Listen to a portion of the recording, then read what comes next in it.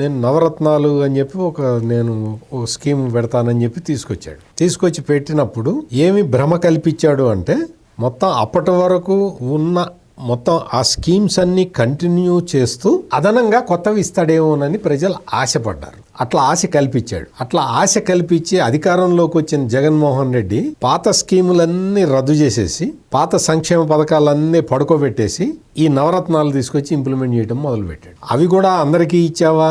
నువ్వు రైతులకి ఇస్తానని చెప్పింది ఒకటి, ఇచ్చింది ఒకటి. నువ్వు ప్రతి తల్లికి అందరి పిల్లలకి ఇస్తానని చెప్పిన అమ్మఒడి నువ్వు చెప్పేటప్పుడు ఒకటి, ఇంప్లిమెంట్ చేసేటప్పుడు ఒక పిల్లాడికే అన్నావు. మరి ఇంక 2 పిల్లలు ఉన్నారనుకో, ఒక పిల్లాడిని చదివించి ఇంకొక పిల్లని ఇంట్లో కూర్చోబెట్టి అంట్లు తోమించాలా? ఏం చేయాలి జగన్మోహన్ రెడ్డి? నీ ఉద్దేశం అదేనా?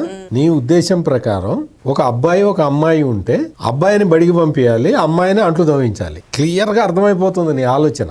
అటువంటి విధ్వంసకర పాలన అందించిన జగన్మోహన్ రెడ్డి ఈ రోజున వచ్చి ఏం చెబుతాడు? బైబుల్, భగవద్గీత, ఖురాను అంటాడు. ఏంటి ఆయన ఇచ్చిన మేనిఫెస్టోట. మొన్న 2024 అసెంబ్లీ ఎన్నికలప్పుడు ఓ మేనిఫెస్టో ఇచ్చాడు. ఇదే జగన్మోహన్ రెడ్డి అక్కడ పట్టి వేసుకొని వచ్చాడు కదా, గులకరాయి పట్టి వేసుకొని వచ్చి ఇది మేనిఫెస్టో అని ఒకటే సింగిల్ షీట్ ఇచ్చాడు.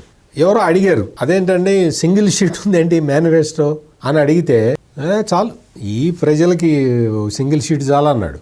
అందుకని ప్రజలందరూ కలిసి ఓడిచ్చారు.